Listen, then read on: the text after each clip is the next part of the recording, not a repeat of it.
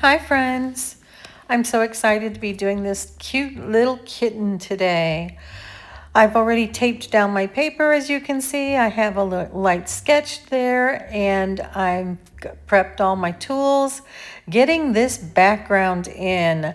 Now the color of the paper that I'm working with, and this is Pastelmat, is going to help some, but I want to make sure that it's distinctive from, and I'm referring to the background, that it's distinctive from the paper color itself. So I'm adding a little bit of burnt umber and titanium white from my pan pastels, and using a little sponge here to try to get some, there you go, some rounded kind of circles, kind of like very cool little highlights all over the place, like little sparkles in the sky. The kitten's looking up at them, and I may adjust them some as I go, but that's generally the background that I want to stay with. This is a little picture from Pixabay. I love finding cool little stuff there, and I could scroll for hours and looking at all the different kinds of little animals and just different things to paint when I get stuck. And when I do my watercolor, a lot of time I just go with well, lately anyway, I go with whatever's on my mind. I'm creating instead of recreating, but with pastels, having a reference photo for me is very helpful. If it's not a commission, I can easily go to Pixabay, and there's some others out there that offer those royalty-free photos that can be used by any artist, really. So I am sticking with that. That's where I found this little guy, and I loved the colors. I loved everything about it. So I am sticking with those. Just putting in the ear here, and I've got those shapes outlined, and the reason I've got the background so close to the edge of the sketch is so that I can make sure and get those tiny little hairs all around him that show up over the background.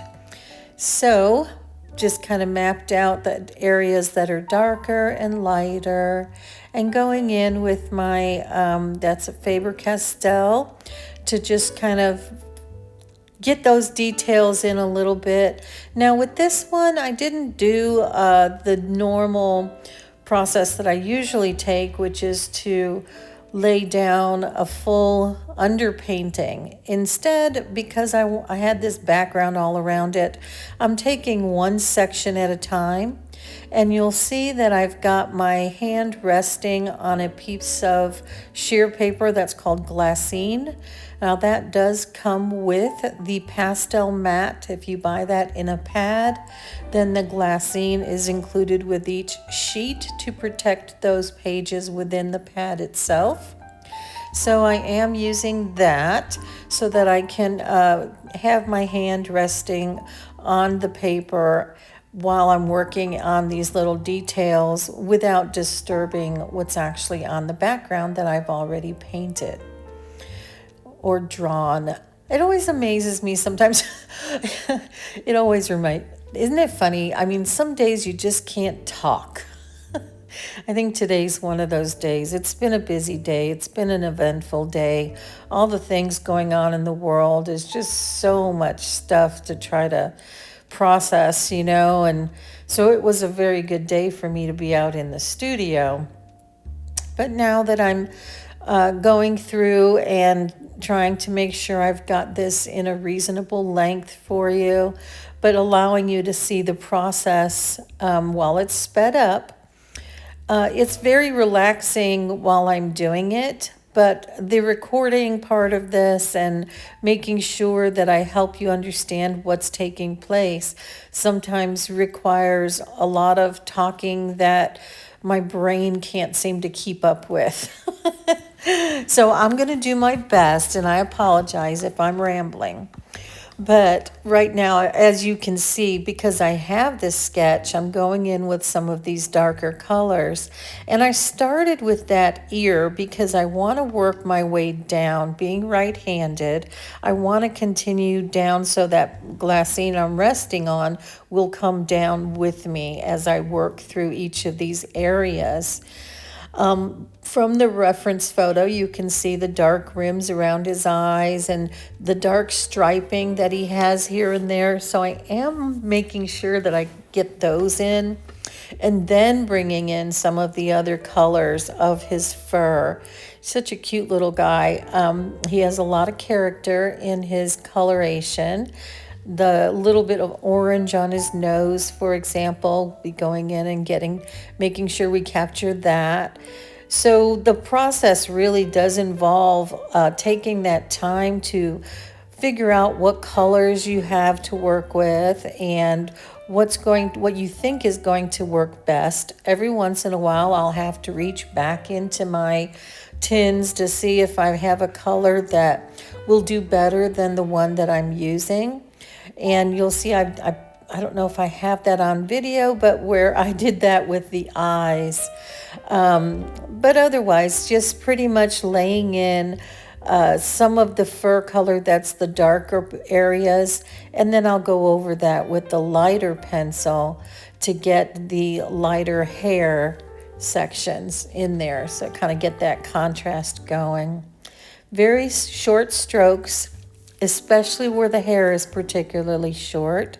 And now you can see I am going through and getting that lighter pencil. I'm doing a lot of swapping. There's that cute little orange nose. I just loved that part of this picture, his little nose being so orange and his little mouth being so pink. He's just cute as can be. So I kind of have a lot of fun. Right there on his nose, there's some areas where the hair is very, very short, but it has a speckly appearance to it. So capturing that just requires kind of a tapping in the direction of the fur, just to make sure that you're getting that kind of effect in those areas where you've got all of the colors working together. As you can see around his eyes and just above his eyes, there are some lighter areas, so we do want to capture those. But in a lot of those other places on his face, it's actually a mix of the black, the kind of tan color, and that more of a golden color in his fur. So you want to get all of those colors in there, but making sure that you keep those areas that are particularly light with more of that lighter color. So going over and over, just each time I go through, I try to make sure that I'm getting the detail in there as much as I can while I'm in this area. So that's pretty much all that's happening right now. You'll see at some point I may skip through a little bit, just like I did with the background. Once you saw how I was laying it in, I didn't want you to have to sit there and watch every single stroke of the brush, because that does take a while. Usually something like this, I think this one took me about 2.5 or 3 hours. And obviously I don't want you to sit through that long, so that's why things are sped up a little bit. But working through each of these different elements, like the ears and the basic face coloration, and now working into the eyes. The color of his eyes was a little different. They're green, but they're really kind of a green and gold. It's like a mix of hazel and green, which was a little challenging. And then, of course, you have a pretty striking highlight. So I wanted to go in with the light gray and then put the white on top of the light gray for that highlight. And then I decided I need to bring more of that green in. So you'll see me pulling in different colors. And I will have all of the different colors that I'm using here. I will have them all listed out for you, all of the supplies in the description. So you will have that if you decide that you want to go to Pixabay and find this little guy and maybe try to to do one of these on your own, that would be fantastic.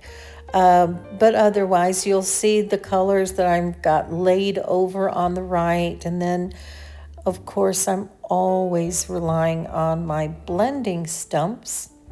You'll see me cleaning them off to make sure that I'm not putting some dark color where I want that really light color to be. It's very rounded, his reflection, but the black is showing through on the left of it. Those eyes are just really, really picking up all of that light and whatever that background is representing. It was kind of hard to tell. It looked like just a lot of lights. And I think I went back ultimately for the finished product. I probably went back and softened and moved some of the white, reinforced in some areas in that background. But going around the eye here, I noticed there's quite a bit of brown underneath. So where normally, it looks black rimmed, but when you really look at it, you'll see that the light is having its effect on that particular eye, where underneath the eye, and I'm talking about right the skin around the eye, it's not as dark as it might be on the other side. The side that I'm working on now has a little bit more of a brown to it. So it's those subtle little things sometimes that you notice. And there's always stuff that I'll go back and I think, gosh, I wish I'd have done that a little differently. And but ultimately, when you're working on something like this, it's okay to just, see what you see and what is represented there that you find important. That's a personal thing. And so when I usually am doing something like this, you kind of get that kitten feel, that you want to make sure that you bring out that kind of, soft little furry animal kind of feel to it. It's like people always say that it's hard to talk to somebody on the phone and for them to know that you're smiling unless they hear it in your voice. And if you think about something happy, usually when you're talking, you can pretty much have that conveyed through your voice. Well, it's the same with when you're painting or drawing. If you can identify with your subject a little bit and, think of the times you've had little kittens and the way their little eyes looked and that type of thing, it really does help you to kind of put that on paper, to put that into whatever artwork that you're doing, and it does come through. So, if it's just a matter of somehow capturing the innocence of a little baby or a child, or in this case, a little kitten. So, while you're making sure you capture all of the colors that you see and, the details and structure and that type of thing, you also want to have that appreciation for your subject matter. It's definitely going to be easier to paint a sunset if you're a fan of sunsets, right? So I think about these kinds of things often when I am creating my artwork. I think my daughter called me while you saw a moment ago, I set the glassine on top because to protect it while I was on the phone with her.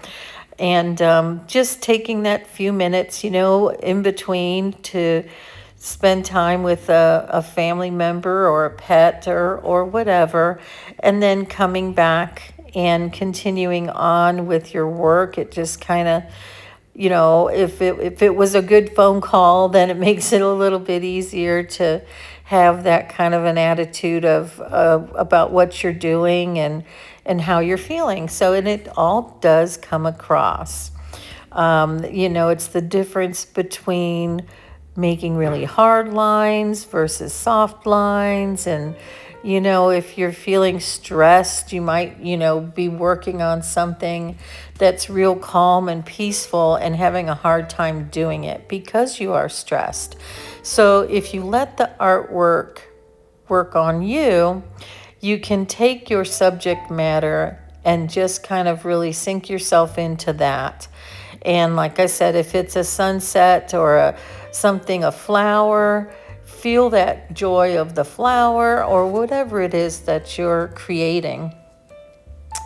I think about art a lot. I really have a very deep passion for it and for the process of creating and, putting something on paper or canvas or whatever it is. I have a friend of mine who she does these beautiful engravings with lasers, and they're just absolutely stunning. And I know she takes so much joy in them, and you can tell it comes across. They're beautiful, and it's just one of those things that I think that's what makes art appealing to us. Different kinds of art, what they say, it's how it makes you feel. And when you create something that feels good, feels positive, even if it's not, even if it's a moody thing, it's that, that it's drawing something from you. And it's just having an effect on you. To me, that's really, really good art. It could be an abstract, I really love certain combinations of colors and broad strokes and that type of thing as well. All right, well, let's get back to our little kitty here. As you can see, I am spending quite a bit of time going over these little reflections in his eyes. I think I'm struggling with the one on the left here. I really want to get the color right on that one. So I was kind of going back and forth with it, but I have the colors. I've taken the time ahead of time to make sure I have the pencils that I need. And for the most part, I stuck with that pretty much. I think there may be one or two instances where I reached back into my tin, but for the most part, I spent all of the time that I needed to before I started actually putting anything on the paper. And it's important that you do that because it sets you up for, being able to really focus on what you're working on instead of every step of the way having to stop and do all of the other business parts of your work. Then it becomes work, right? So if you do all of that prep stuff, then, when it comes time to actually create, you've got all of your tools ready. I sharpened everything I was going to use. I laid out all of my sponges and the things I thought I might need. So that really makes it a much more enjoyable process when you actually get to that point of putting the color down on paper. So as you can see, I'm going now further down into some different areas and trying to capture those markings as accurately as I can. I had a lot of distractions today, whether it be the news or phone calls or the dogs wanting to go in or out. In my studio, I don't have a doggy door. Gosh, I wish I had one out there. But anyway, the point is when you have distractions, sometimes it's a good thing. Sometimes, I just want to get lost in whatever I'm doing. And today was one of those days I just really wanted to get lost in it and forget about the worries of the world and, all of the things that are happening. Just to find that time of peace. I did find this really nice little channel on YouTube. I wish I could remember the name of it. It really surprised me. But it was about just calming music. It wasn't like the ones you usually see. It was more, there were lyrics to the song.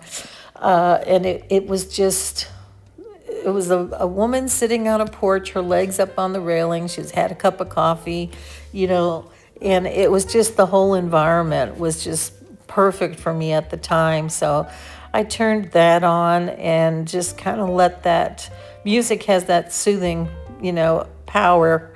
So I kind of let that work on me a little bit, and that helped. That helped too. So it's Sunday, and I love my weekends, primarily because it allows me to get into the studio, to get over there and just kind of, do this. This is what I love.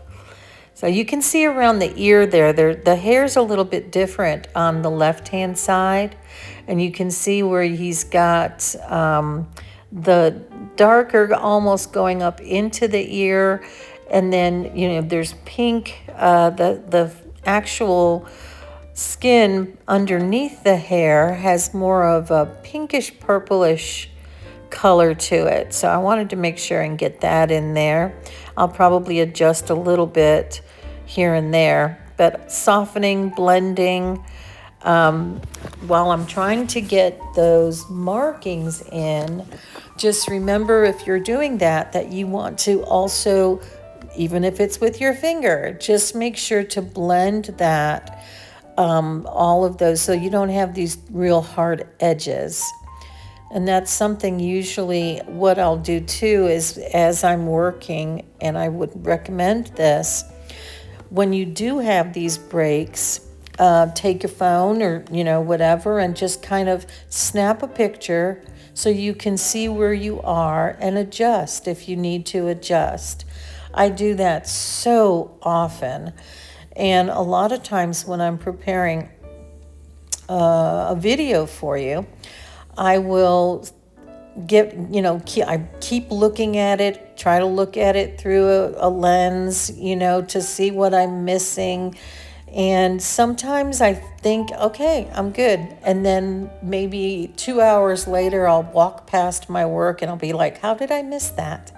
And that's okay. You got to forgive yourself those things and know that you are the master of your artwork, and you can adjust and you can do what you need to do to be completely satisfied with, the effort that you've put into it and the reward that comes with that. I've noticed he has a little bit of, and I think it's a he, might be a little she, some brown up around this part of its cheek. So I am making sure to get that in. There's certain shadow areas where the white of his fur turns a little bit darker, more of an ivory perhaps, for example. And getting all of those adjustments made again with my little blending stump. Those are some of my favorite tools, because when you work with little things and you're working in detail and you've got to get in little areas, a finger doesn't always do it. Sometimes you need the little blending stumps. They have a little point to them, and they're just really paper that's wrapped very tightly into a cylinder, and the pointed end of that is really good for blending out some of these areas. So his little face is coming along. You can kind of see how that's working. Just adding the color in as you go, making sure that you're kind of keeping with your patterns. But yeah, sometimes it takes a minute to figure out what color do I really want in here. Squinting your eyes when you're looking at your reference photo can help as well. I will say that when I was doing this, and I just remembered, when it comes to the little blanket or pillow, whatever it is that he is actually leaning over onto, that's that brown rust color. I think what happened was my battery must have died, so I've got all the way down into his, him, down into his little paw even. But I know that the part of the actual little blanket or whatever it is, it looks like one of those little, the throws, there's a name for that material. So, wonderful. I think I have one almost exactly like that. In the wintertime, they're so cozy. But when I did that, just so you know, and you can see what I'm doing here, I want you to understand the process so that if you decide that you want to try this, which I hope you do, you'll see that I'm just speckling, lightening and darkening based on the colors, laying down those colors to get those patterns right. But when it comes down to the fur on the bottom, and I say fur and I mean that blanket, what I did on that was you see the different dark and light areas. So I had gone into the dark areas and just kind of mapped that out with a dark brown from the Faber-Castel. And then after I mapped out the dark areas, I put something a little bit lighter than that. And I did do kind of an underpainting kind of feel for that. So I laid out a lot of color, and then I started putting in the lighter orangey color where it's like all of the little fibers and things in that little Sherpa, that's what it's called, I think, in that little blanket. So and then of course you see the places that are lighter or darker. I tried to make sure that based on the lighting, that I captured that. And you'll notice down here under his chin, there's this little brown area of fur, and also the shaded area under his chin from just, that's just a natural shadow. I used more of an ivory there, so you'll see when I start putting that in, I'm just making adjustments. Every time I see something, I'm gonna go after it. And remember I said I will probably be adjusting in this ear? That's where I'm talking about, because it needed to be a little darker than what I had put it. Now I'm not trying to match identically to the colors in the reference photo, because again, this is my feel for this kitten. And if you really studied, you would say, well, it's darker in that ear. It is. But to me, the more important part of it was the pinkness of it. So that's what I mean. It's what you see that you find important that you put into your artwork, and that's what really makes it unique. So in the back there, you'll see a little bit of the body kind of peeking over this blanket, and it's more blurred. So I'm putting in more of a gray than a black. And then I'm going to blend. Yeah, those blending stumps really come in handy. Blending that out and then blending these colors in here. When I go to put in the whiskers in a little while, you'll see that, having this darker area in here, making sure it's not too light. Now, I will say I could have gone a little lighter on my sketch. And I realized it as I was putting in the lighter colors. And what you can do when you're putting in your sketch, if you're using graphite, for example, you can take a kneaded eraser and actually just go over it lightly so that it just kind of really tones it down a little bit to where it's not going to peek through on your lighter areas. So that is something that, for me, in this case, I just had to make sure that I put down enough pastel to cover those areas so they don't peek through. You don't want those kinds of things showing through your artwork.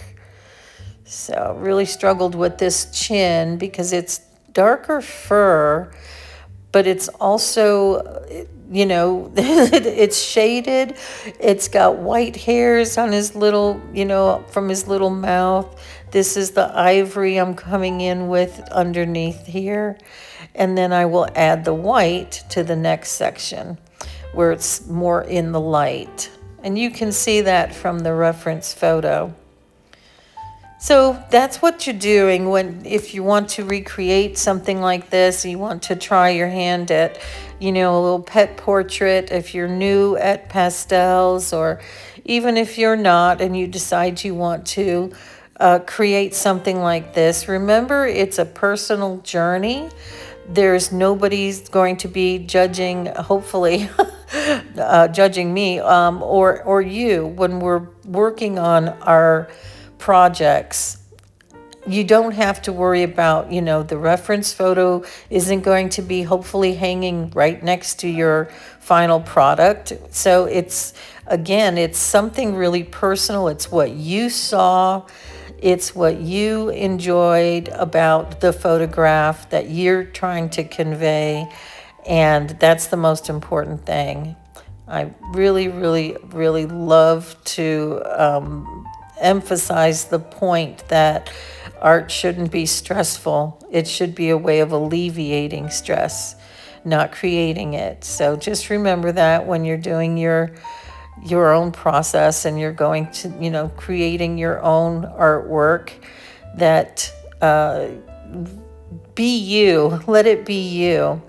And don't let someone else really tell you, you know, this should be this way or this should be that way. There really shouldn't be any rules. I'm blending again. There's a little bit more of a blur on this particular arm coming over there, just to keep that emphasis too on that, the eyes and the nose, that just part of the face, his little gaze. So we're coming to the end here. And remember, I apologize, my battery died. I realized it kind of late. But I hope you've enjoyed coming through this process with me. There I am with my kneaded eraser. And that you will try your hand at a pet portrait or something you might find on Pixabay, and that you enjoy just as much as I do. And I really, really look forward to hearing from you in the comments. Don't forget to hit like and subscribe. It really helps to keep the channel in front of people, and it really helps me out to have that. So if you have any questions or anything that you want to know about this particular process, just put it in the comments. I look forward to hearing from you. And this is our finished guide. This is my favorite time is taking off the tape. So let's go ahead. I always clean up around first. And then just to see that nice clean edge is just so rewarding. You see what I mean about the blanket there? Just kind of tried to emulate as much of the feel of it as possible. I think I'm real happy with the way that he came out, and I hope you are as well. And always cleaning up around. I don't want any stray pastel landing on it. So when you do store this, remember to put it with the glassine on top. And there is our little guy all finished. Thank you for joining me. Take care.